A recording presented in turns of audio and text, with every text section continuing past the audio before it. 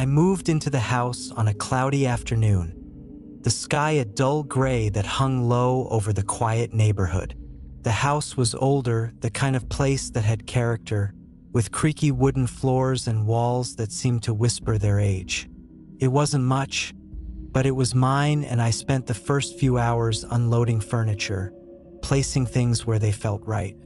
The house had been empty for a long time before I moved in.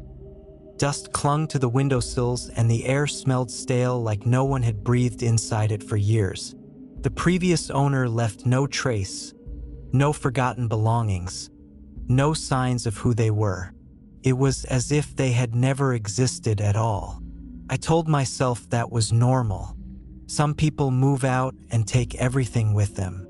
The real estate agent had offered the house at a surprisingly low price, too low for a place like this, but I hadn't questioned it. I had wanted a new house, somewhere quiet where I could be alone.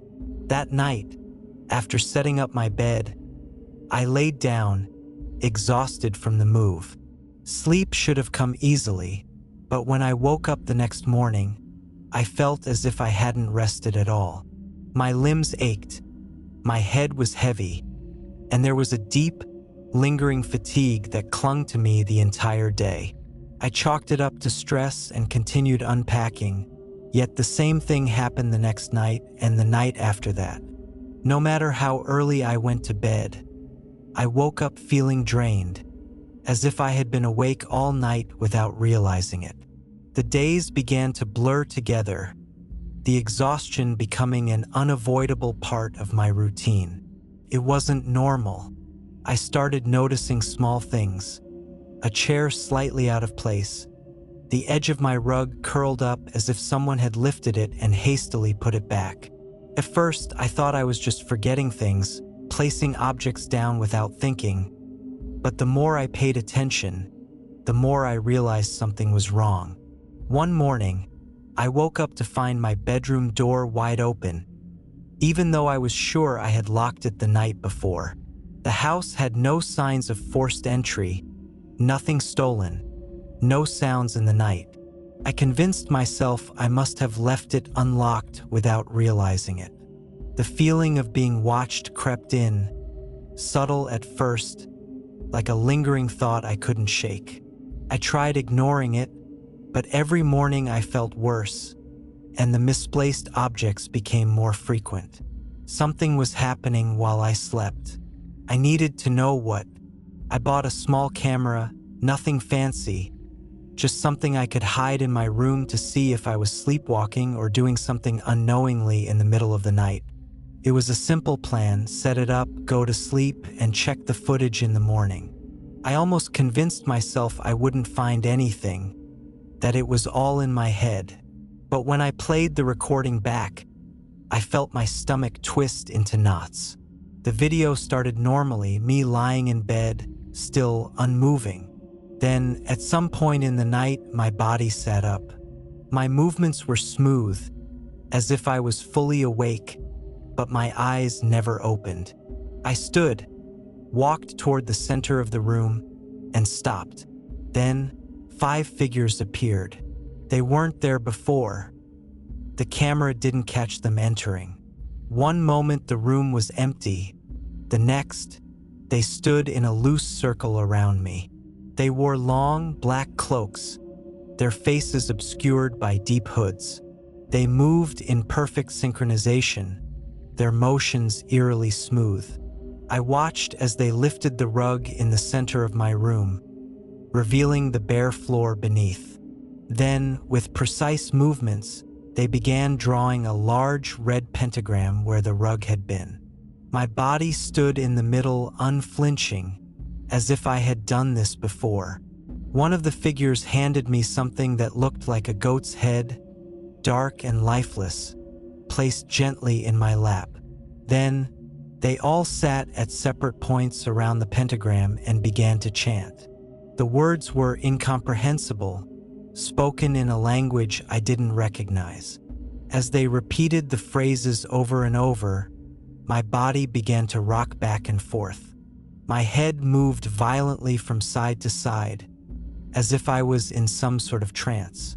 The ritual continued for several minutes before, suddenly, my body stopped moving. I handed the goat's head back to the figure in front of me, then stood and walked to my bed. As I climbed back in, the figures moved in unison, covering the pentagram with the rug once more. And then, just like that, they vanished.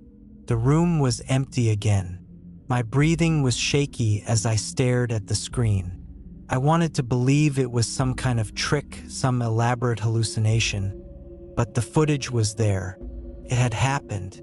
I turned to look at the rug, a sick feeling forming in my stomach. My body tensed as I slowly walked over to it, hesitating before gripping the edge and lifting it. But the floor beneath was clean. No red markings, no sign of anything. Just an old bloodied piece of paper, crumpled up and left behind. My hands trembled as I picked it up, slowly unfolding it. My eyes scanned the words, each rule sinking into me like a cold weight pressing against me. Rule 1. If you try to leave the house, they will find you, but this time you will not be the only participant. Everyone else in the household will be included. The more people present, the more offerings they will require. You are not forced to stay, but if you choose to leave, remember the rituals won't stop, and it will affect the people around you. Rule 2. Under no circumstances should you attempt to stay awake at night to avoid the ritual. The figures do not appreciate disobedience. If you resist, they will ensure you fall asleep in other ways. You do not want to get them angry. Rule 3. If at any point you become conscious while performing the ritual, you must pretend to be asleep while performing the ritual. If you break character or repeatedly chant the phrases wrong, they could know you're awake, and it may not be the goat's head you're holding, but your own. Rule 4. There is a random night each year when all of the electrical devices in your house will flicker off at once for a minute, even those that should not be affected by power outages. This is the night the figures decide who among them will watch you more closely. You will not know which one is chosen, but as the lights are out, it will be behind you, observing you no matter what. Depending on what figure is observing you, you could be left untouched during the minute or be left in pieces. Rule 5. Some nights, your pillow will feel strangely damp, but there will be no sign of water. This is not your sweat. This is not your drool. Something was pressing its mouth against your ear while you slept, whispering something it desperately wanted you to hear. It will keep trying. Rule 6. If you ever feel something tugging on your ankle while you are walking through your house, do not look down. Rule 7. If you ever find a note on your nightstand written in blood, it means you were supposed to die last night, but something changed its mind. You have to keep this note near you for one night if you want to live. After that night, you are able to discard the note. My grip on the paper tightened as I reread the words. The camera footage had been horrifying enough, but this was something else. My hands shook as I clenched the blood-stained note, my mind racing with the implications of what I had just read. I couldn't stay here. I couldn't pretend that this was normal. I didn't care what the rules said. I wasn't going to sit here and wait for those figures to return. My body felt cold, my skin prickling with the kind of fear that sank deep into my bones. I shoved the note into my pocket, grabbed my car keys from the table, and stormed out the front door without looking back. I pushed forward, practically sprinting to my car and fumbling with the lock. My fingers were clumsy, slick with sweat as I yanked the door open, throwing myself into the driver's seat and slamming the door shut. The second I turned the key in the ignition, I peeled out of the driveway, barely checking the road before speeding down the street. I didn't have a plan. I just needed to be anywhere but that house. I drove aimlessly at first. My thoughts churned with everything I had seen, everything I had read, but I kept pushing them down, refusing to process it until I was somewhere safe. My first instinct was to call someone, but who could I even tell? Who would believe me? No one. No one would ever believe that I had been performing rituals in my sleep with cloaked figures that could appear and disappear at will. I needed somewhere to go, someone who wouldn't ask too many questions. My mind landed on a name, an old friend, someone I hadn't spoken to in a while, but who I knew wouldn't turn me away. He lived a few towns over, just far enough that I could convince myself I had truly left the nightmare behind. I grabbed my phone, my fingers gripping it too tightly as I navigated through my contacts and pressed the call button. The line rang for a few seconds before a groggy voice answered. "Hello?" He sounded half asleep, confused by the late-night call. I tried to steady my voice, but the fear bled through. "Hey, listen, I know this is sudden, but I really need a place to crash tonight. Just for one night." There was a long pause. "Are you okay?" The question lingered, and for a moment I didn't know how to answer it. No, I wasn't okay, but I couldn't tell him why. "Yeah, I'll explain when I get there. Please." Another pause, then a sigh. "All right, doors unlocked. Just don't do anything weird." The comment was meant as a joke, but it hit me in a way he couldn't have understood. I gripped the steering wheel tighter, nodding to myself. "Thanks." I ended the call and focused on the road, trying not to think about the rules, about the way my body had moved in that footage like it didn't belong to me. I kept telling myself that I was safe and that the rules were just words on a page. They couldn't follow me here. They wouldn't. I reached his house in under an hour, pulling up to the curb and killing the engine. His house was modest, a small single-story place with dim porch lights that barely illuminated the front yard. I stepped out of the car, my limbs still trembling, and walked up to the door. It creaked open before I could knock, and he stood there, squinting at me through the dim light. "Dude, what's going on?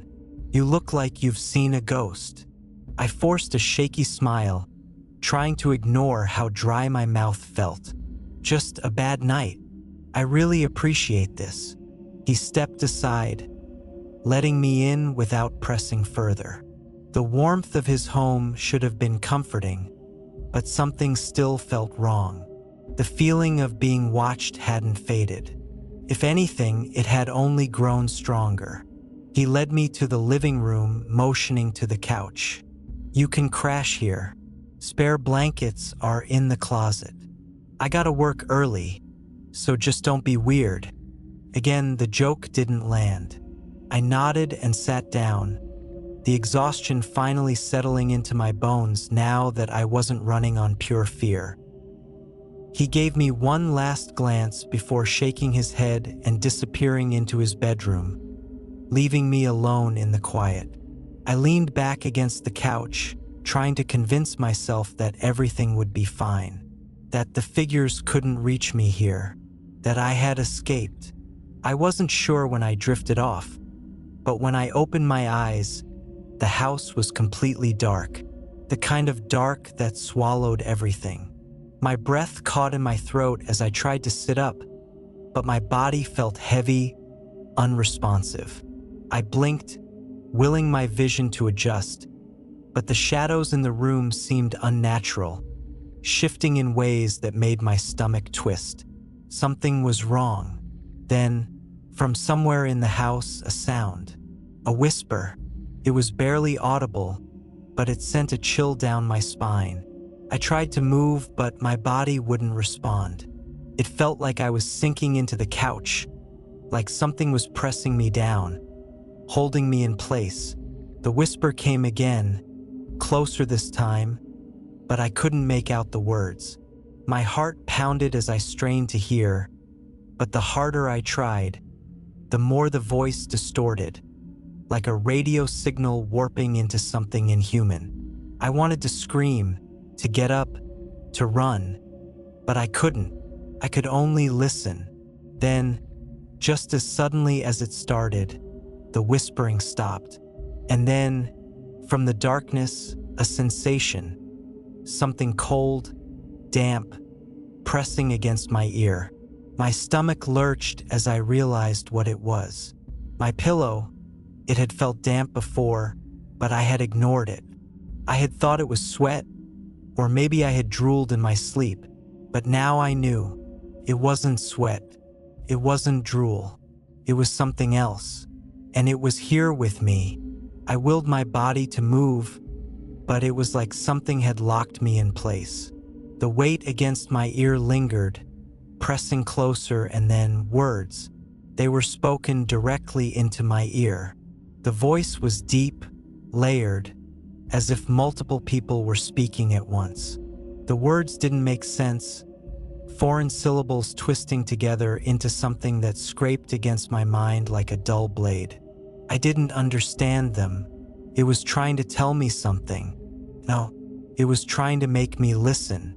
I squeezed my eyes shut, willing it to stop, praying it would go away. And then the pressure lifted. My body lurched forward as if released from invisible restraints, and I gasped, sucking in air like I had been drowning. I shot up from the couch, my entire body shaking. The house was silent, too silent. I turned toward the hallway, my chest rising and falling in ragged breaths. The door to my friend's bedroom was open. The lights inside flickered once, then went out. I wasn't alone. I had broken the first rule, and they had found me. I took a shaky step toward my friend's bedroom, my pulse hammering so hard it hurt. The open door gaped like a wound in the darkness. I had already made my mistake. I had broken Rule 1, and now he was part of this. I didn't want to go inside. I didn't want to see whatever was waiting beyond that threshold. But I had to. I forced myself to move, stepping inside, my bare feet sinking into the carpet, and that's when I saw him. He was standing in the middle of the room, facing the wall, perfectly still. His posture was unnatural, stiff, like something was holding him upright rather than his own muscles. The glow from the streetlights outside barely reached him, but I could make out the rise and fall of his shoulders. "Hey!" I whispered. He didn't respond. He didn't flinch. He didn't move at all. I stepped closer. Something about the way he stood, arms slightly raised, fingers curled like he was grasping at something invisible, made my skin crawl. I swallowed hard and reached out, my fingers brushing against his shoulder. The second I made contact, his entire body convulsed.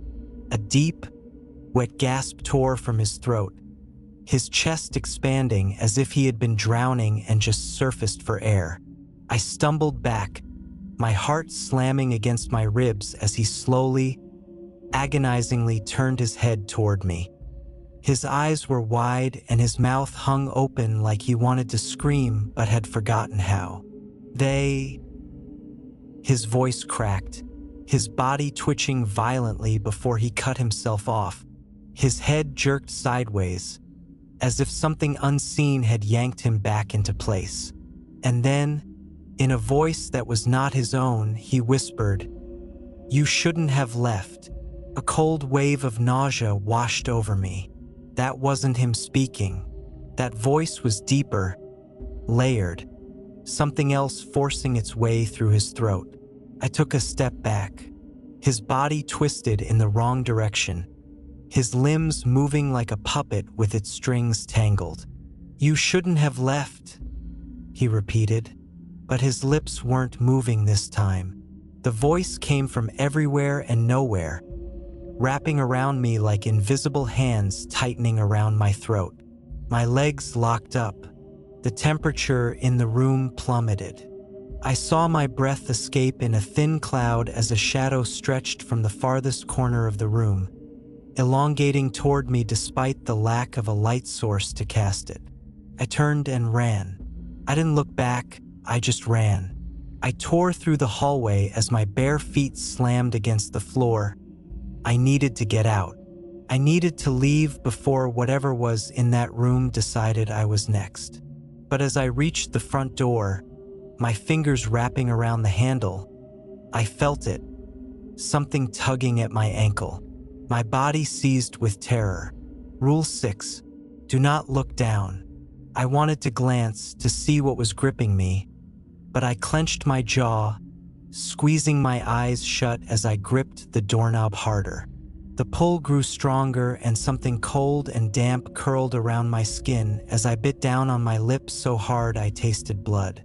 I wrenched the door open and threw myself outside, the sensation vanishing the second I crossed the threshold. I didn't stop. I sprinted to my car, yanking the door open and diving inside, my hands shaking so violently I could barely shove the key into the ignition. The engine roared to life, but before I could slam my foot on the gas, I made the mistake of looking up. My friend was standing in the doorway, or at least something wearing his skin was. His neck was bent, his jaw slack, and his eyes were voids. Hollow gaping sockets stared back at me, empty yet filled with something dark that shifted and pulsed like writhing shadows. His mouth twitched, stretched into a grotesque approximation of a smile, and even through the thick walls of the car, I heard it. "You shouldn't have left." The words didn't come from his mouth.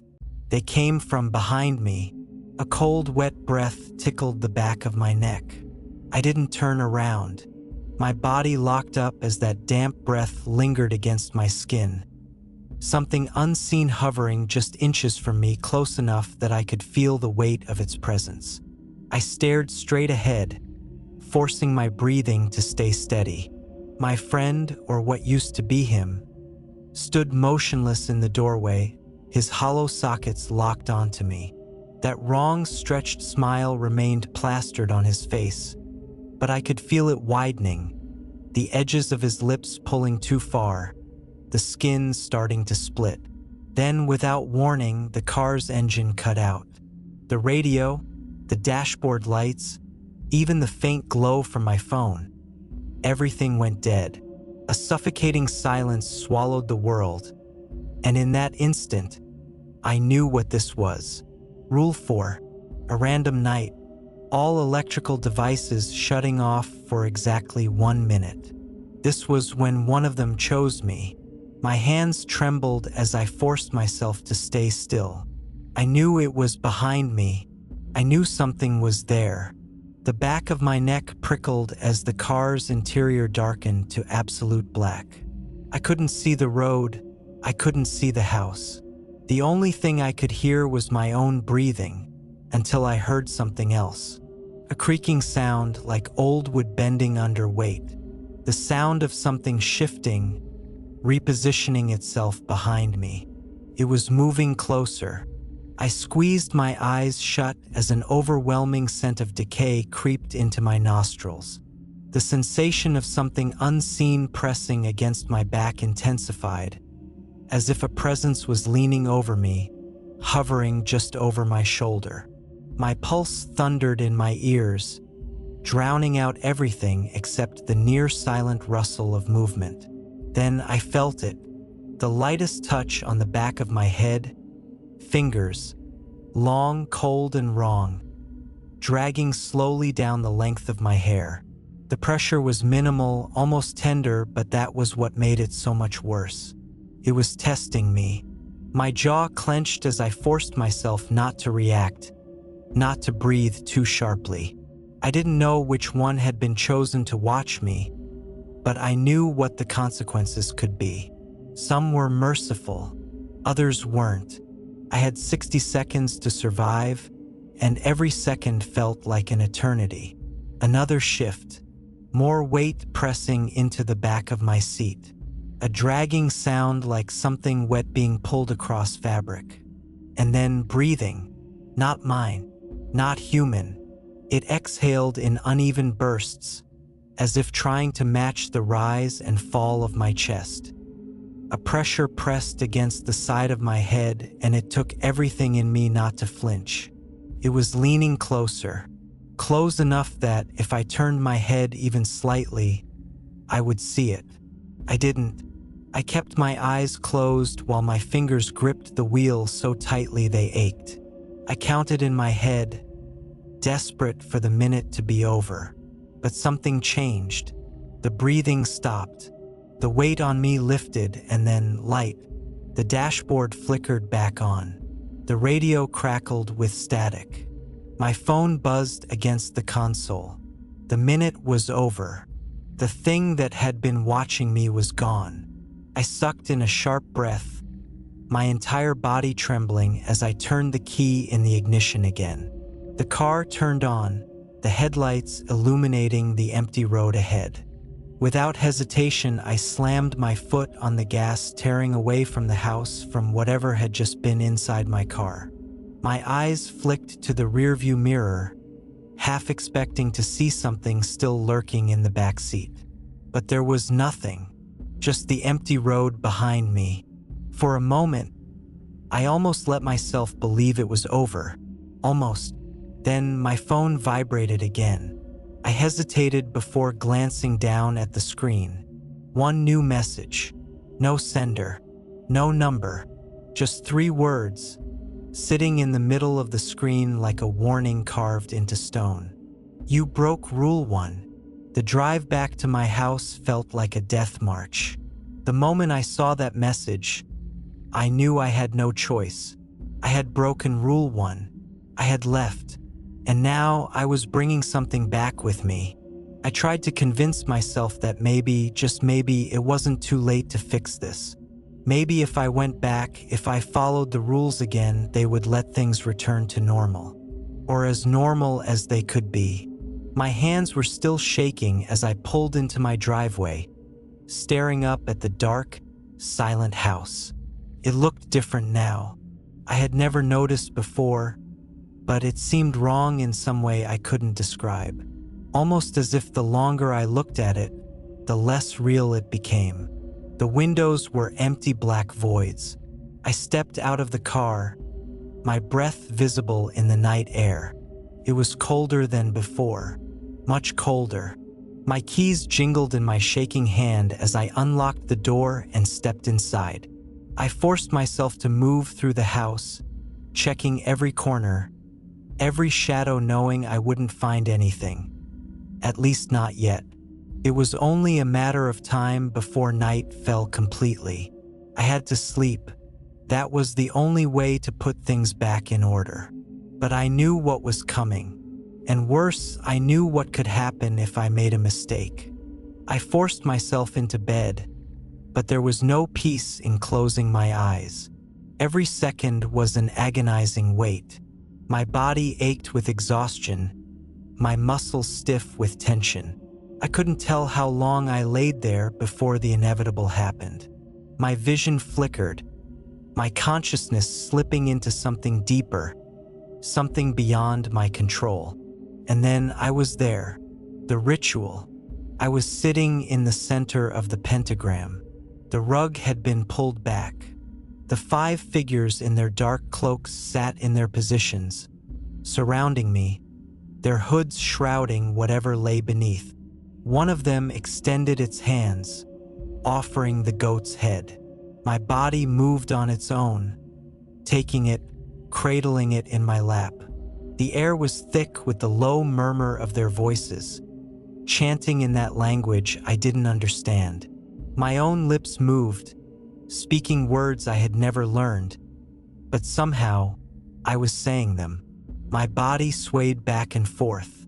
The ritual was continuing as it always had. But then, something changed. My mind was still there, awake, aware. Panic gripped my chest as I realized what was happening. I was conscious. I wasn't just watching my body go through the motions. I was in control. My thoughts were my own, and every sensation was real. The weight of the goat's head in my hands, the cold press of the wooden floor beneath me, the rhythmic swaying of my body. Rule 3.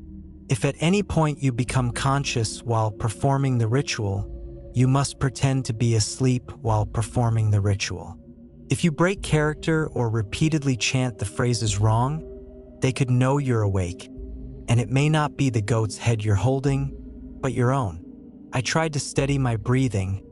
I tried to keep my body moving in the same rhythm, but terror clawed at my mind. Couldn't let them know. I had to keep going.